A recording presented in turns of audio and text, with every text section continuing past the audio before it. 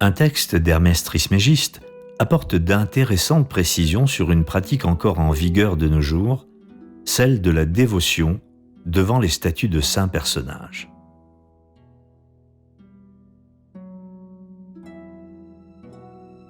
Mais dans le papyrus hermétique, une révélation particulière est faite à Asclépios, ou Esculape, dieu de la médecine, concernant des statues magiques. Le Trismégiste dit « Véritablement, oui, Asclépios, et quelque grande que soit ta méfiance, ne perçois-tu pas que ces statues sont douées de raison, qu'elles sont animées par une âme et qu'elles peuvent opérer les plus grands prodiges ? Comment pouvons-nous repousser l'évidence lorsque nous voyons ces dieux posséder le don de prédire l'avenir, qu'ils sont obligés de révéler lorsqu'on les y force par des charmes magiques, comme ils le font par l'organe de leurs prêtres et par les visions. Mais ils ont néanmoins découvert cet art par eux-mêmes.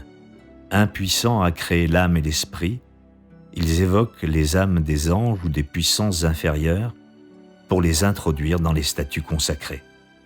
Et ils les font présider de la sorte à leur mystère en communiquant à des idoles leur propre faculté de faire le bien de même que le mal.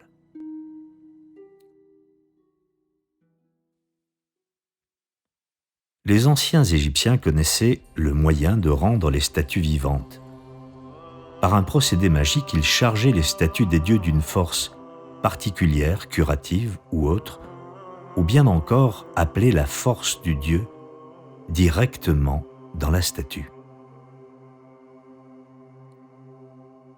À la 18e ligne du papyrus magique de Harris, très mutilé, se lit la formule qui permettait au dieu Khonsu de se manifester au prêtre et de donner son consentement pour prodiguer des soins. Son accord se manifestait au moyen d'un mouvement qu'il donnait à sa statue. Des philosophes antiques comme Apollonius nous disent que les anciens hiérophantes avaient le pouvoir d'animer les statues et de les faire agir et parler comme des créatures vivantes.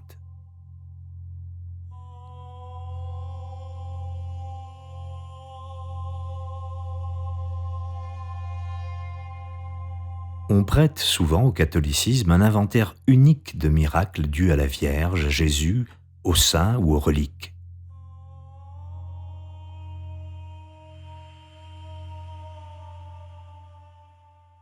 Mais ces mêmes miracles furent produits depuis toujours dans les temples antiques, partout dans le monde, et les croyants égyptiens ou grecs, entre autres, dormaient dans les temples sous la statue de certains dieux, afin de bénéficier de leur puissance de santé.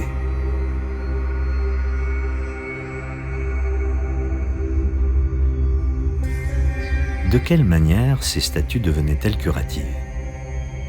Les hiérophantes des temples connaissaient l'art magique de la télesmatique. Ainsi, les statues devenaient-elles vivantes d'une certaine façon puisque placées sous l'influence d'un dieu qui les incorporait. Certains disciples égyptiens avaient aussi, par connaissance des souffles, la possibilité de recevoir au cours de certaines cérémonies l'énergie de divers dieux, tels que Ptah.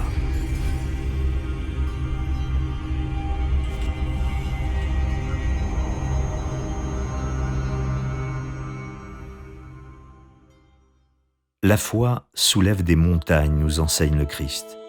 Si cette foi est portée par l'impact d'un égrégore, ainsi que par une préparation magique, autel, bougie, encens dans une église ou un temple, alors la puissance qui est en chaque être humain peut, à un moment précis, agir en conséquence et provoquer un phénomène dit inexplicable par nos sens et par la science, que l'on nomme miracle.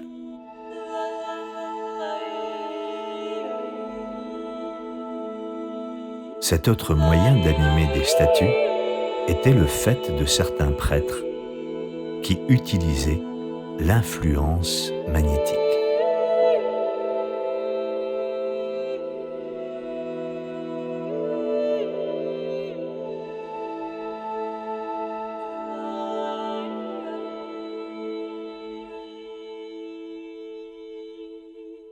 Les téraphim étaient, selon la Bible, des statues parlantes. C'étaient des statues animées des dieux qui se révélaient aux masses par l'entremise de prêtres initiés et d'adeptes dans les temples égyptiens, chaldéens, grecs ou autres. Le père Athanase Kircher soutient très fortement l'idée que la statue du dieu Sérapis égyptien était identique sous tous les rapports à celle des séraphim ou téraphim dans le temple de Salomon.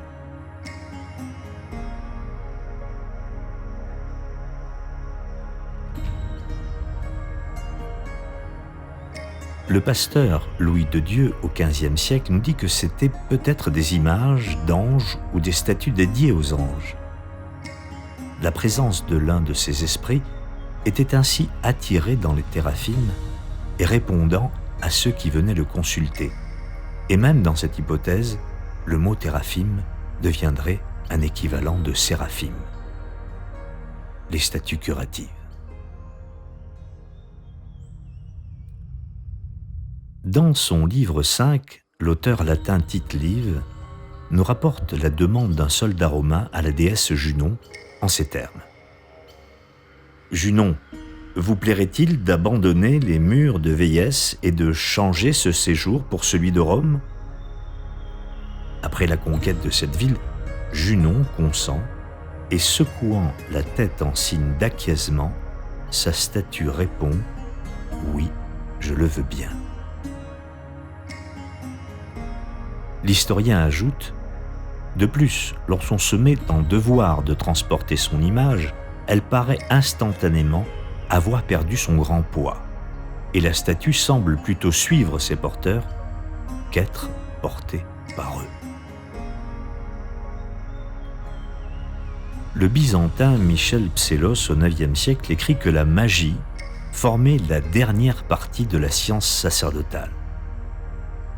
On y recherchait la nature, le pouvoir et la qualité de toutes les choses sublunaires des éléments et de leurs divisions, des animaux, des diverses plantes et de leurs fruits, des pierres et des herbes. De là, les effets qu'elle produisait. Elle formait des statues magnétisées qui procuraient la santé, et elle fabriquait diverses images et objets susceptibles de devenir aussi bien les instruments de la maladie que ceux de la santé. Souvent, la magie fait apparaître le feu céleste et alors les statues rient et les lampes s'allument spontanément.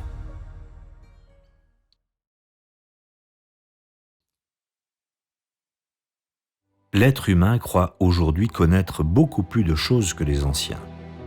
Sur le plan de l'évolution scientifique, matérielle, cela est vrai en partie.